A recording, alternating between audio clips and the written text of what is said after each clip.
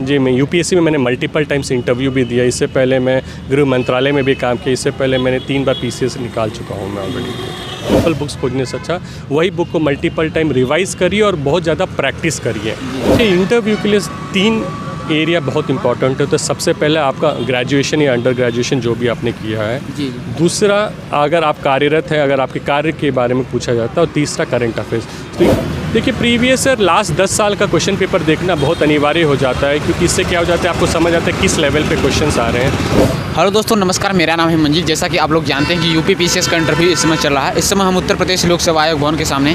तो चलिए सर आए हैं इंटरव्यू देकर। चलिए जानते हैं क्या क्या प्रश्न पूछे गए और इस साथ साथ प्रीलिम्स के और मेंस के लिए वो सारी स्ट्रेटजी पूछे, क्या क्या चीज़ें इन्होंने फॉलो किया था, एक एक करके सब हम कवर करेंगे। तो सर हमारी तरफ से, हमारे व्यूअर्स की तरफ से आपको ढेर सारी शुभकामनाएं। धन्यवाद।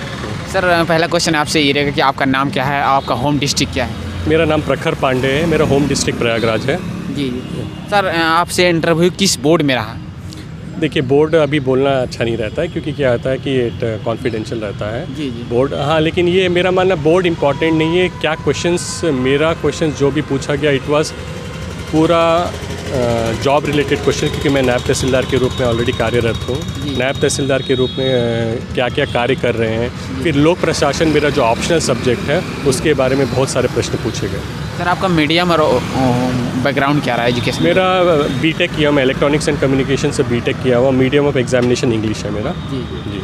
सर जो आपसे प्रश्न पूछा गया कि नायब तहसीलदार के कार्य क्या है, तो प्लीज़ कई बार कमेंट्स में आता है कि जो रिप्लाई सर दिए होते हैं उनका भी देखिए, एक्चुअली क्या है, नायब तहसीलदार रिलेटेड बहुत सारे प्रैक्टिकल क्वेश्चंस, क्योंकि ऑलरेडी मैं जॉब में हूँ, तो जो प्रैक्टिकल क्वेश्चंस पूछे गए हैं। क्वेश्चन क्या रहे सर प्लीज़? जैसे कानपुर डेमोलिशन ड्राइव के बारे में पूछा गया, टेक्नोलॉजी कैसे एडमिनिस्ट्रेशन में यूज़ कर रहे हैं, दाखिल खारिज क्या होता है, म्यूटेशन के बारे में पूछा गया। इस टाइप के क्वेश्चंस ज़्यादा पूछे गए। सर किस बैच के हैं आपका ये? मैं 2020 बैच का नायब तहसीलदार हूँ। इससे पहले भी सर यूपीएससी एग्जाम है या फिर यूपीपीएससी? जी, मैं यूपीएससी में मैंने मल्टीपल टाइम्स इंटरव्यू भी दिया। इससे पहले मैं गृह मंत्रालय में भी काम किया। इससे पहले मैंने 3 बार पीसीएस निकाल चुका हूँ मैं ऑलरेडी। तो 3 बार पीसीएस क्वालिफाई है। और इससे पहले कौन कौन सी पोस्ट आप मिली सर? एक्चुअली इससे पहले मैं कर्नाटका पीसीएस में भी था एक्चुअली, तो इसलिए वहाँ पर मैं पोस्टेड था। जी। और सर जो यूपीएससी इंटरव्यू कितने टाइम्स आप फेस किए? मैंने 3 टाइम दिया है लगातार? जी। नॉट लगातार नहीं, मतलब during the course of preparation. इस समय भी आपका तैयारी चल ही रही है सर?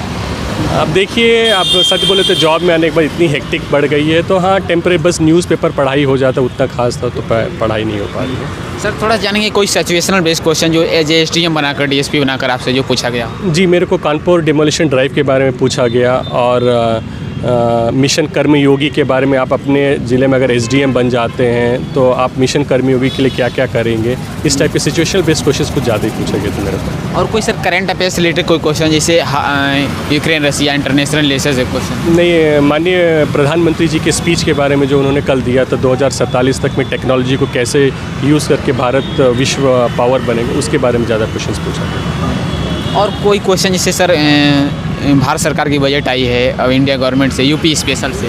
यूपी के बारे में ज़्यादा नहीं पूछा गया मेरे को। मेन मैं बोला ना, सिंस मैं जॉब में था तो मेरा 20-25 मिनट ज़्यादातर लोक प्रशासन के बारे में और नौकरी के बारे में ही ज़्यादा पूछा गया। सर थोड़ा सा बात करेंगे कि आप इससे पहले नायब तहसीलदार सेलेक्ट हैं, 3 टाइम्स सेलेक्ट हैं पीसीएस में, और यूट्यूब भी कई टाइम्स मल्टीपल इंटरव्यू दिए हैं सर। तो अभी 2-3 दिन पहले ऑप्शनल रिमूव किया गया है यूपी पीसीएस से। इससे आप किस वे से देखते हैं, आपका पॉइंट ऑफ व्यू क्या है? देखिए, मेरा मानना है कि ये एक अच्छा मूव है, क्योंकि इससे क्या हो जाता था, पहले क्या हो जाता था कि कई सब्जेक्ट में मार्क्स अच्छे मिलते थे और कई सब्जेक्ट्स में मार्क्स, इससे क्या हो जाता है, डिस्क्रिमिनेशन एक हमेशा रहता था।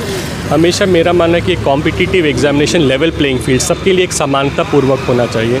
तो अब इससे क्या होगा कि यूपी का पेपर ऐड हो जाने से क्या होता है, अब लोग यहाँ पर यूपी के बारे में गहनता से जानकारी रखेंगे, और इससे क्या हो जाएगा, लोग को प्रशासन में भी बहुत ज़्यादा हेल्प होगी। थोड़ा सा जानेंगे कि सर इससे पहले प्रीलिम्स का एग्जाम होने वाला, तो किस बेस्ट स्ट्रेटजी बताइए जिससे नहीं क्वालिफाई करें आप कई टाइम्स जो है इस फील्ड में? देखिए, मेरा मानना है कि आज के डेट में क्वेश्चन पेपर को जितना ज़्यादा सॉल्व कर सके, ज़्यादा बुक्स ना पढ़े, जो स्टैंडर्ड बुक्स आज के डेट में सबको पता, वही बुक्स को मल्टीपल रिवीजन करिए।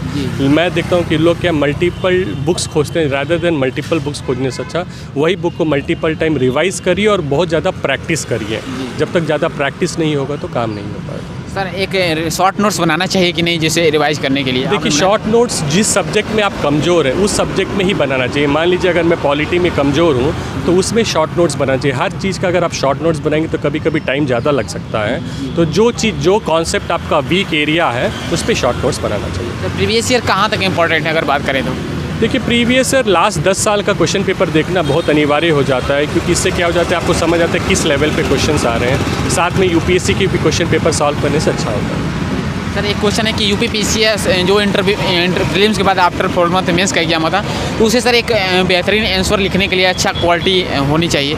क्या क्या उसमें किस पॉइंट बताइए जो अथेंटिक हो, नंबर इंक्रीजिंग हो, ज़्यादा मार्क्स मिले?